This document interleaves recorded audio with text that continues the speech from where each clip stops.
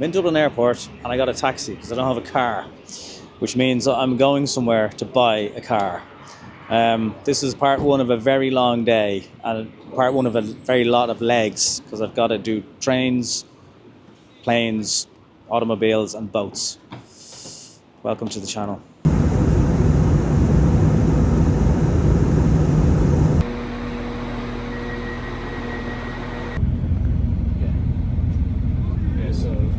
Hello once again. Right, last time I think I spoke to you was Dublin. Now I'm in York via Manchester.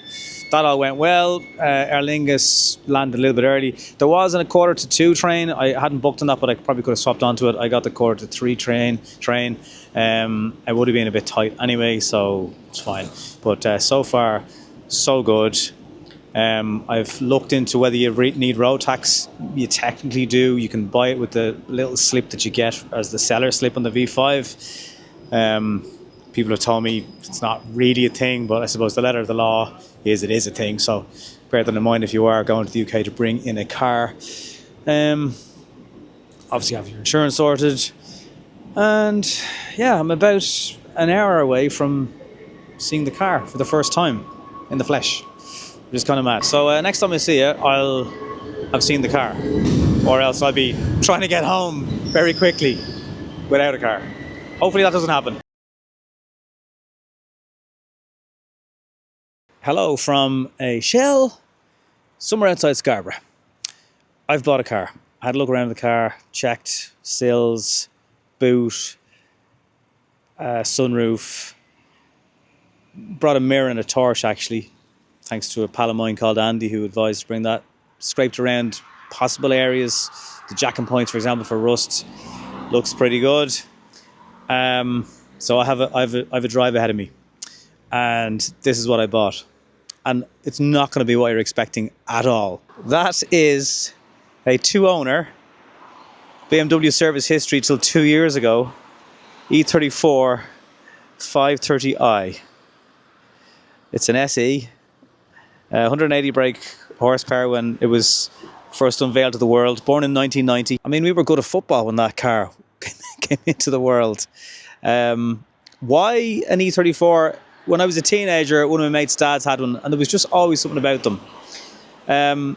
It has that primitive-ish feel that I wanted. That engine was developed in the 1960s. A derivative of it was in the M1, as far as I know. With obviously a lot more power.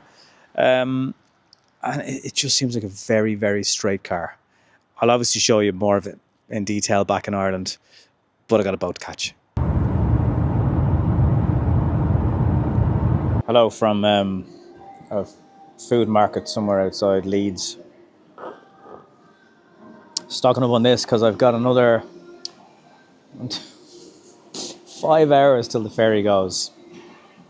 I don't know whether to get there early and just try and sleep in the car till the ferry gets going, because if you've ever been on a ferry, they don't really let you on like 3 hours beforehand just because you're there. A bit like a plane, I suppose. So initial thoughts, I've driven, I don't know, an hour and a half in the car.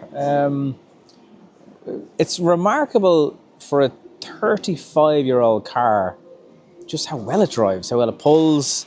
It's so comfortable. I always knew they were big, loungy buses. A bit of a smoker, and that's fine. And the seats are comfortable. The steering is so different to anything. No cruise control. Some of the headlights from cars are really dazzling. The side mirrors, I've flicked the rear view. Pioneer radio with the cassette still works. The trip computer still works. Has a range of 400 miles after filling it up in Shell. Yeah, it's a bit of crack. It's a bit of crack. Something I'll be able to feature on the channel. Be able to do a bit of work on myself, hopefully, as well. So, something different. I'd imagine a lot of you are not expecting that kind of car to pop up. But here we are. And who knows for how long. This is not really a driving review, but it is what time? It's nearly midnight. It has been a long, long day. I've taken some breaks just to be safe. But I will just say, it's been a long time since I've been in an E34 as a teenager. I'd actually never driven one. So there was a bit of a gamble there. But the suspension is so good. Now, it's only got 15-inch alloys. Totally different steering to what I'm used to in modern cars. I miss the cruise control, yes. But the suspension is so good. It's so comfortable. You would not think this is a 35-year-old car. I think it also sounds pretty good. And it's doing 19.5 miles per gallon. That's enough for now.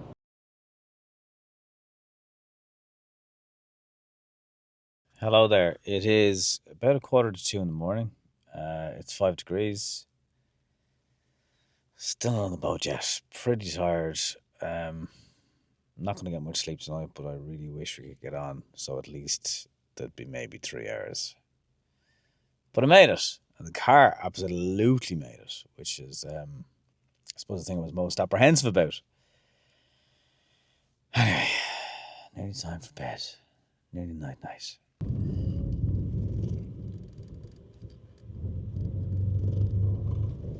And at almost 2 a.m, I made the ferry. And 22 hours after my day began, it was time to go to bed. Night. Good morning. It is the morning after. I didn't have buyer's regret when I woke up, which is a good sign. It's 5:45. I'm trying to make the radio show on Nova. I can hear alarm bells going off, not in my head, in the actual ship. So I think they're lowering the front so we can drive off. It's maybe still technically possible to get on air for 6 o'clock. It wasn't the Stena Estrid, it was the Adventurer, I think, or vice versa. It's the older ship anyway, so the cabin was grand.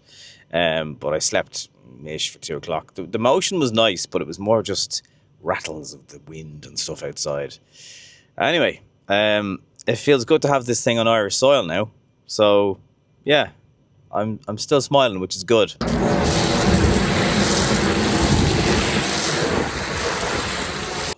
Ta-da! Okay, so moment of truth. Here she is, my new car, my new channel. I want to call it a rolling project because I've driven this car 400 miles. It hasn't missed a beat. It hasn't used oil. And I just couldn't get over how good it was on the British motorways. So I'll just give you a look. We'll start at the front and work our way around. Okay, so I've ordered 2 of the inner lights on eBay, 50 quid each, because they are tired, cracked, full of mould. They need to get in the bin. The main headlight units are okay. Kidney grille looks all right. The actual plastic, it's scary how much stuff you can order on Frank Keane's website, and order stuff for these cars brand new, including a steering wheel if you want. You've got the washers. There's some paint, chips and stuff. People have tried to treat what they can. Badge is nice and clean. It's a pretty ding-free car, it has to be said. I love the blend of the orange on the indicators. So these are the 15-inch alloys. Some of these tyres are from 2002. If you're ever not sure, by the way, of your tyre, so just over here you'll get a DOT, and then up here, so 2502. Now there's actually plenty of meat on them, but it's kind of crazy that someone would drive around on tyres of that age. So they'll be sorted. I don't have one of the paint measuring kits, so I don't know if it's had paint, to be honest with you. But it's in pretty good nick. Now when you get up close, there's swirl marks all over it. So I've got a quote for a 2-stage polish. Not sure if it's worth that in terms of how much money do you want to spend on a car that's nearly 36 years old, but then to get it really nice, and I love washing cars with the 2-bucket method and all that, so I know if it was properly polished, I'd maintain it. Calypso red is this colour, by the way, in case you're wondering. It's a very nice colour. 530i. I mean, I can't wait to get the Irish plates on it because the VRT is 200 quid. Probably a bit of VAT on that, but not too much because it's a classic. Road tax is €56. I was deliberating, do I get a ZV plate or do I get a 9090 plate? And someone, Wayne, in Cork, if anyone knows their cars in Cork, you'll know about Wayne. He said you can go from 90 to ZV, but you can't go the other way around. So I'm gonna go 90 for the moment. I just hate the big long numbers that you get. The original dealer sticker on the window, always a nice sign. This is probably a little bit faded, but it's not as obvious because it's not black from the sun.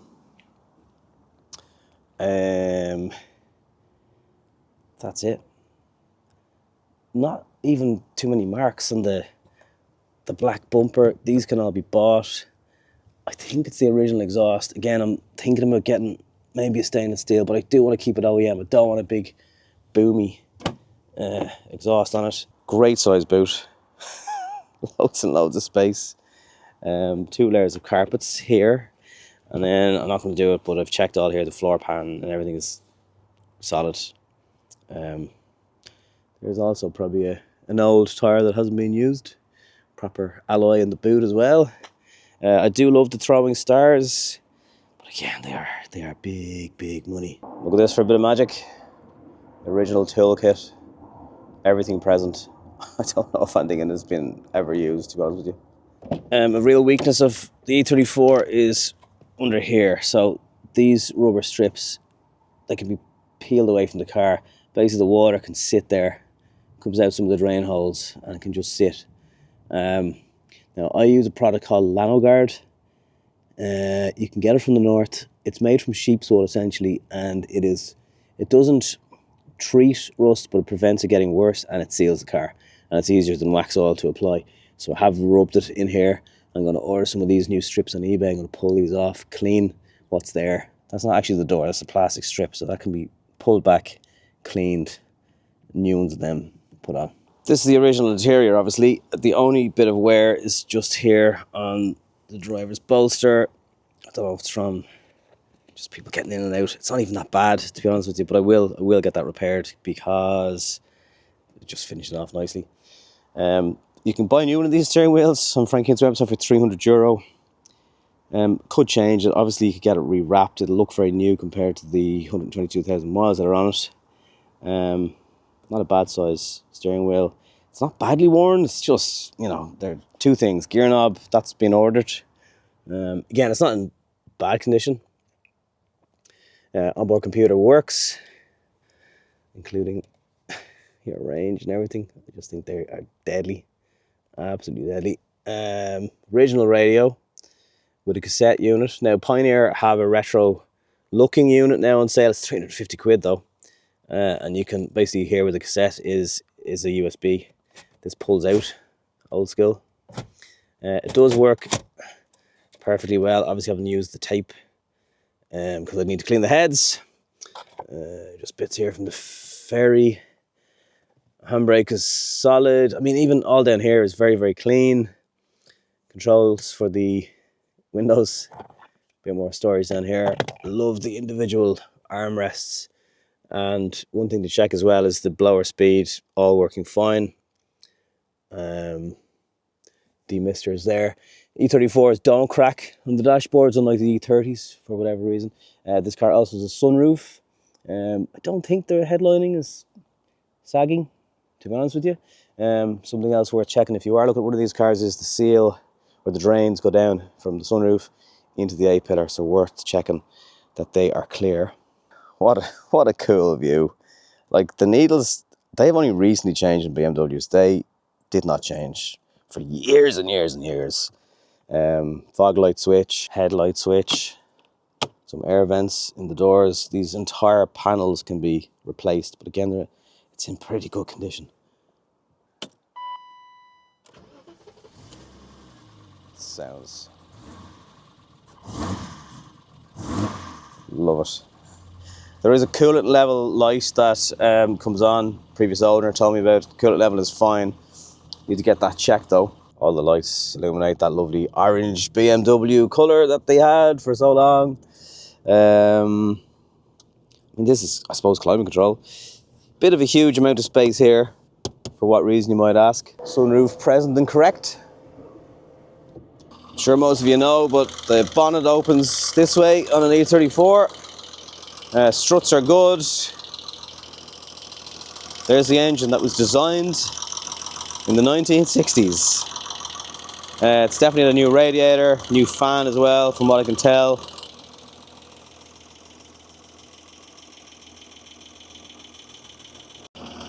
And close it, you're just kind of pushing like that.